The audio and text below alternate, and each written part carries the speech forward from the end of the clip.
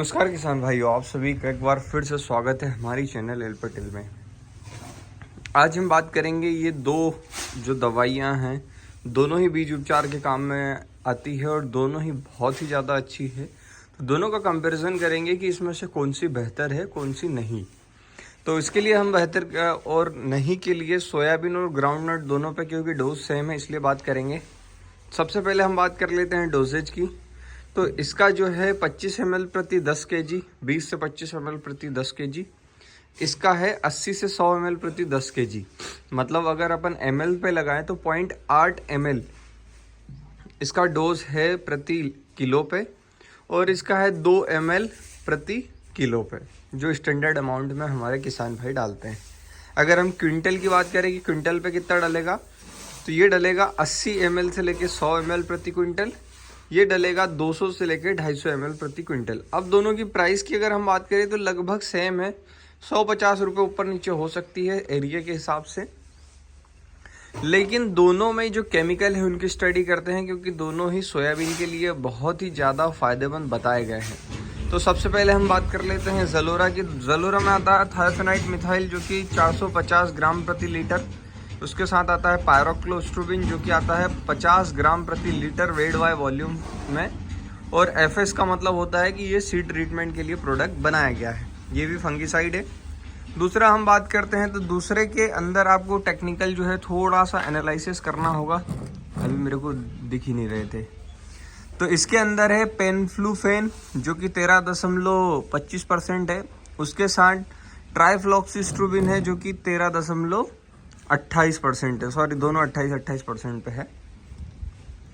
अब बात आती है कि दोनों में से कौन सा हमारे लिए सोयाबीन के लिए अच्छा रहेगा। तो वैसे तो अगर देखा जाए तो दोनों ही सुपीरियर है, लेकिन हम केमिकल की स्टडी के हिसाब से आपको बताएंगे कि कौन सा ज़्यादा बेहतर है। अगर हम बात करें थायोफेनाइट मिथाइल की, तो थायोफेनाइट मिथाइल जो है वो काफ़ी ज़्यादा अच्छा केमिकल है और पुराने समय से उपयोग किया जा रहा है, और बहुत सारी जो फंगल है उनके ऊपर इसका कंट्रोल पाया गया है। और ज़लोरा की हमारी एक सेपरेट वीडियो बनी हुई है, उसमें इसकी पूरी डिटेल देख सकते हैं आप।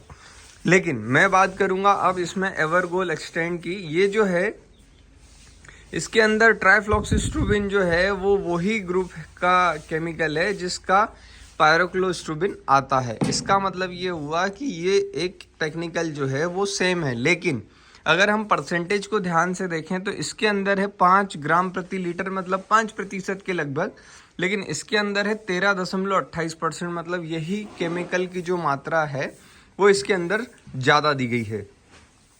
दूसरा, अगर हम पेनफ्लूफ्रेन की बात करें तो यह जो है इसका जो ग्रुप है ये ग्रुप 7 से बिलोंग करता है, और जो ग्रुप 7 है ये बहुत ही ज़्यादा एक्टिव ग्रुप है, जो कि रूट सिस्टम को प्रमोट करता है, और उसी के साथ जो सेल्स जो होती है इनकी उसको इनहिबिट करने की SDI जो इसका टेक्निक है उससे ये कंट्रोल करता है। ये बहुत ही ज़्यादा सुपीरियर केमिकल है मेरे हिसाब से। अगर देखा जाए तो अगर आपने BASF की प्रायक्सर डाली है, तो जो BASF के प्रायक्सर का ग्रुप है उसमें जो एक केमिकल है उसका जो ग्रुप है उसी के ग्रुप के कैरेक्टरिस्टिक्स को मिलाते हुए ये काम करता है। इसका मतलब ये कि इसका जो रिजल्ट है वो कहीं ना कहीं अगर हम कंपैरेटिव देखें तो ज़लोरा से 25% ज़्यादा आएगा। क्यों आएगा? क्योंकि टेक्निकल जो है वो नया और एडवांस है, ग्रुप 7 का है। ग्रुप 7 के टेक्निकल्स के रिजल्ट बहुत अच्छे आते हैं। बॉक्सलाइड भी ग्रुप 7 से आता है, उसका भी रिजल्ट आपने देखा होगा। कार्बोक्सिन भी उसी ग्रुप से आता है जिससे ग्रुप ग्रुप 7 से बिलोंग करता है, उसका भी रिजल्ट आपने देखा होगा, बहुत एक्सीलेंट है। दोनों को वैसे बनाया गया है सीड रूट के लिए, मतलब जो सीड में सड़न होती है उसे रोकने के लिए। और दूसरा जो रिजल्ट है इसका जो ज़्यादा अच्छा आपको दिखाई देता है वो इनिशियल स्टेज पे जो जर्मिनेशन होता है बूस्ट करने के लिए काम होता है, क्योंकि हम अमूमन फंगिसाइड इसीलिए डालते हैं कि फंगल को तो कंट्रोल करे ही करे, लेकिन हमारा जो जर्मिनेशन है सोयाबीन का उसे ये बढ़ा के जैसे तैसे सोयाबीन को बाहर निकाल दे, ताकि सोयाबीन जो है अपने आप को चलाना शुरू कर दे। तो उस दोनों में फाइटोटॉनिक इफेक्ट उसे बोला जाता है कि इन दोनों में से किसका ज़्यादा है। तो उसमें भी आप देखोगे तो एवरगोल एक्सटेंड जो है वो जीतता नजर आएगा। क्यों आएगा? क्योंकि केमिकल जो है वो नया है। अब हम बात कर लेते हैं कि एवरगोल्ड एक्सटेंड क्या कुछ ज़्यादा ही अच्छा है, तो ऐसा भी नहीं है। मतलब अगर आप परसेंटेज के मामले में देखे जाए तो इसके अंदर टोटल फॉर्मुलेशन जो है वो करीब 50% फॉर्मुलेशन पे जाती है, और अगर इसका टोटल केमिकल देखा जाए तो 13 दूनी 26, 27% के आसपास जा रहा है। लेकिन चूंकि टेक्निकल्स के रिजल्ट अच्छे होने के बिहाफ पर हम कह रहे हैं कि एवरगोल्ड जो है वो आपके ज़लोरा से ज़्यादा अच्छा रिजल्ट देगा। इसलिए अगर आपको अब ट्राई करना है सोयाबीन में तो आप केमिस्ट्री बदल सकते हैं। मतलब ज़लोरा आपका चल रहा है ठीक है, लेकिन अगर आपको सोचना है कि यार मैं ज़लोरा 3 साल से 4 साल से डाल रहा हूँ, मुझे केमिस्ट्री बदलनी है, तो आप एवरगोल्ड को उपयोग कर सकते हैं।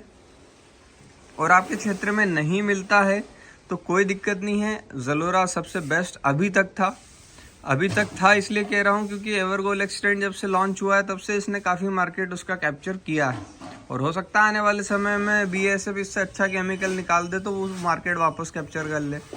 तो ये तो एक हाथ लो वाली बात है। लेकिन दोनों टेक्निकल्स में से बायर का एवरगोल्ड एक्सटेंड का रिजल्ट आपको ज़्यादा अच्छा देखने को मिलेगा सोयाबीन की फसल में, और टेक्निकल डिटेल मैं आपको दे ही चुका हूँ। थायोफिनाइड मिथाइल की ज़्यादा बात करने की ज़रूरत इसलिए नहीं है क्योंकि थायोफिनाइड बहुत पहले से आ रहा है, काफ़ी पुराना केमिकल है, लेकिन अभी इसके अंदर जो टेक्निकल्स डले हैं ये थोड़े नए हैं, तो इनके रिजल्ट आपको अलग ही ऑब्जर्व होंगे।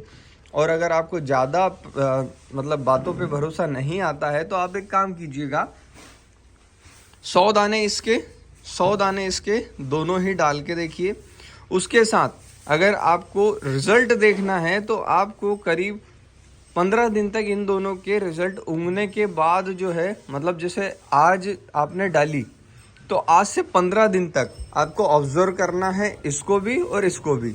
जब आप दोनों को 15-15 दिन ऑब्जर्व करेंगे तो आपको पता चल जाएगा कि जो बूस्टिंग इफेक्ट है, मतलब पत्तों पे जल्दी लीफ लाने का काम, पत्तों की ग्रोथ जो बढ़ाने का काम, वो इन दोनों में से किसका ज़्यादा अच्छा नज़र आ रहा है उससे भी आपको ऑब्जर्व हो जाता है।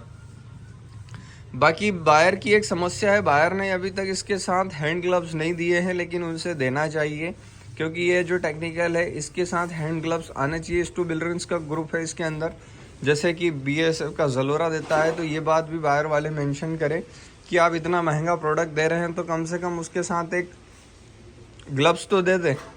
बाकी यही सब कुछ है दोनों इस बीज उपचार के बारे में।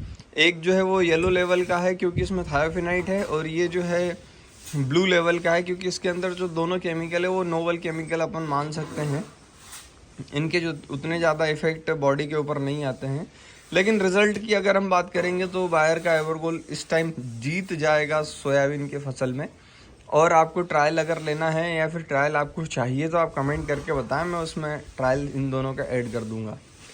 बाकी आप कौन से उपचार कर रहे हैं, किससे उपचार किया है, किसका रिजल्ट आपको ज़्यादा अच्छा लगा है, आप मेरे को कमेंट सेक्शन में ज़रूर बताएं। और ये दोनों दवाइयों का जो प्राइस है वो हर जगह पर अलग अलग हो सकता है, इसीलिए मैं प्राइस कभी नहीं बताता। पहले मैं शुरू में प्राइस बताया करता था कि हमारी सोयाबीन पे ये डालेंगे तो इतने रुपए का खर्च आएगा, लेकिन फिर किसान भाई कमेंट करते हैं कि भैया आपके यहाँ तो इतने में मिल रहा, मेरे यहाँ तो इतने में मिल रहा, या तो आपका इतने का है इतना है, या फिर 2 साल बाद वीडियो देखते हैं तो बोलते हैं कि आपको इतना सस्ता कहाँ से मिला। तो इस कारण से मैंने प्राइस बताना छोड़ दिया है। लेकिन आप लें, प्राइस कंपैरिजन करें डोज के साथ, उसके बाद इन दोनों को ऑब्जर्व करें और रिजल्ट ज़रूर बताएं। बाकी वीडियो देखने के लिए धन्यवाद।